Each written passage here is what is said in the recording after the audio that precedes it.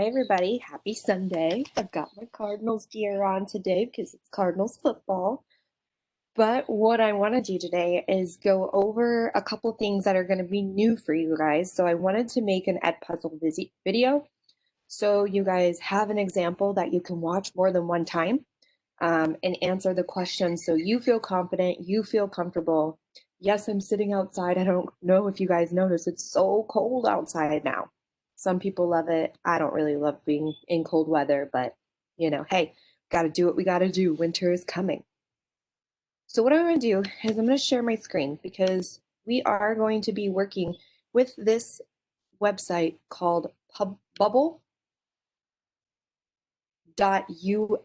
So you'll want to type in bubbl.us.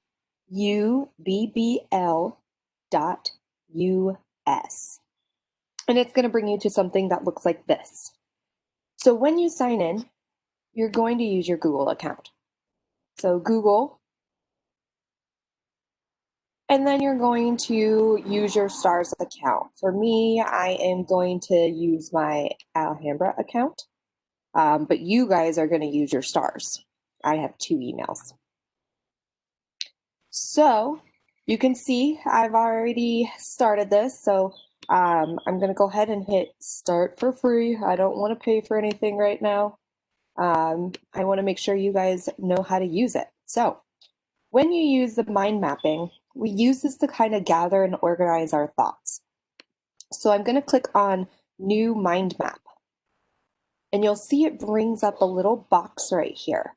So when you are going in to type a topic, like today, you're going to type in Hatshepsut. And this is the start of your mind map. So it's going to start here. Now you guys have questions you have to answer. So you're going to add a bubble. And I want you to go ahead and type your question there. When we go from here, we're going to add another bubble for the answer. So you can see that the question and the answer are linked to Hatshepsut. So I'm going to go ahead and open up our slides for today. I do want to show you one of the questions. So let me get my Nearpod up. And we're going to do this together. Tick tock, tick tock. All right, so I'm going to go ahead and we're going to preview this.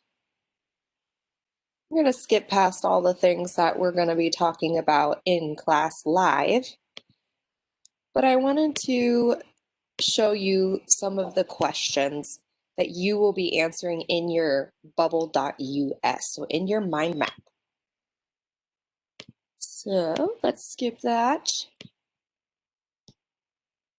Oh, where'd my questions go? I might have passed them. There they are. Okay, so they are on this slide. So I want to put the role of the pharaoh. So I could put lots of things, right? Because the pharaoh, kind of like our leaders, have a lot of different roles. But the role of the pharaoh is, so we want to put in our question, what is the role of the pharaoh? There's our question. And so then we want to move this bubble over here because it's connecting to our question. And it's our answer. And they were the rulers of Egypt. So that's one thing.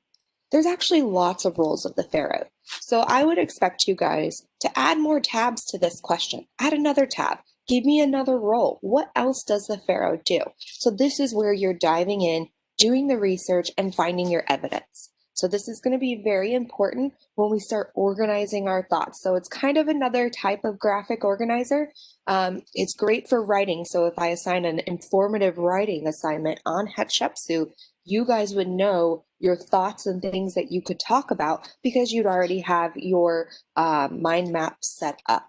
So this is just kind of a basic overview of mind mapping. Now, if we were to go into our first read, so I'm going to go to my apps here, Connect Ed.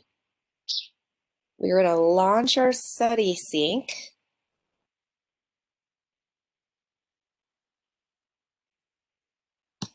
So here we go, launching study sync. clicking on my StudySync app, the picture. And then for you guys, you already have the story assigned to you. For me, I have to go in and click a couple other things to get to the story. But what I wanted to show you is how we would read Hatshepsut and go through and annotate while we're reading. So today the purpose is only annotating the words we don't know. So we're going to annotate together throughout the week on informative text and learning the skills that we need to make inferences and to cite evidence. But today, I just want you kind of first with the reading, because there are some weird names in here. Egypt named their pharaohs and their children and everything, really strange names that we're not familiar with. So Hatshepsut is our first one. For those of you that just can't say Hatshepsut, let's nickname her Hattie. So Hattie, or Hatshepsut, royal daughter of Pharaoh. So here, we're annotating again. So remember, we need to double click our annotation word and see if it's going to work for me. Sometimes mine can be a little bit more difficult. Oh, that's right. I have to click on my area. I'm going to click on Pharaoh. We're changing it still to purple. Unfamiliar words are purple. And then I'm going to put the ruler of Egypt. This is going to help me know what a pharaoh is. Again, in our question that we had on our mind map, a pharaoh does a lot of different things, but ultimately the definition of a pharaoh is the ruler of Egypt. So we've got that here. We're going to go ahead and continue on, and remember, oops, I didn't save it, so let me do that one more time. The ruler of Egypt. Create the note. There's my annotation. So Thutmose. So Thutmose is Hatshepsut's father. We know this because it says royal daughter of Pharaoh Thutmose, and his great wife Ahmose grew up in an Egypt that was peaceful, prosperous, and respected throughout the known world. Here's another word. Let's click on this. Now let's say I already don't know the definition of prosperous. You guys have the fortunate side of having the internet instead of having to use a dictionary. So prosperous, here it is. It is an adjective, and what it means is successful in materials, terms, flourishing financially, or bringing wealth and success. So Command C is, for me, how I copy, but you can just copy and paste this. So go back into your read, and I paste it. So now I have the word prosperous, create my annotation, and there's another word. Now here, this text, because it is informative, it's not an autobiography. Someone else wrote this about Hatshepsut, so it is a biography.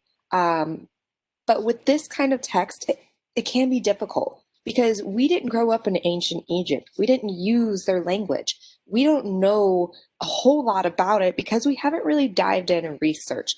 So outside of the bolded words, you might come across words that you just don't know, and that's okay.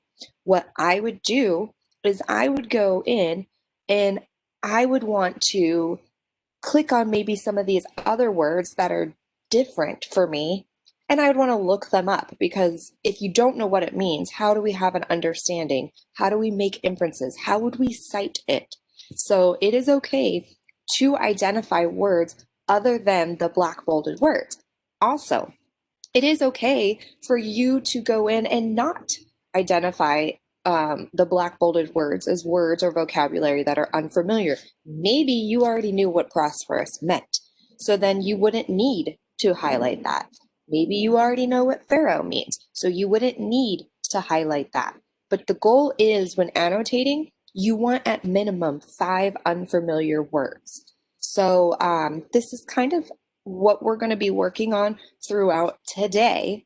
So we're going to be doing our mind mapping, learning new things about Egypt.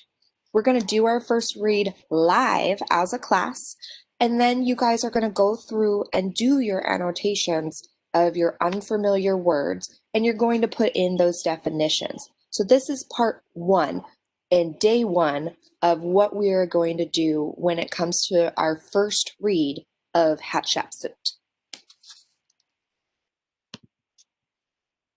So after this video, it is time to go live for us to do our first read together. So this is the end of the video. Hopefully you read, you looked at the mind map, you went to the website, you followed along with me. It's very important that you answer the questions that come with this video because this helps you gain a better understanding of what we do in class and how we become better and stronger readers. So again, it's Sunday, it's football day for me, and I can't wait to sit with you guys in class and go through Hatshepsut. Like I said, this is one of my favorite units because I love anything that has to do about Egypt and Greece and interesting things in the past and what they believed in, because they really had some really cool and unique thoughts.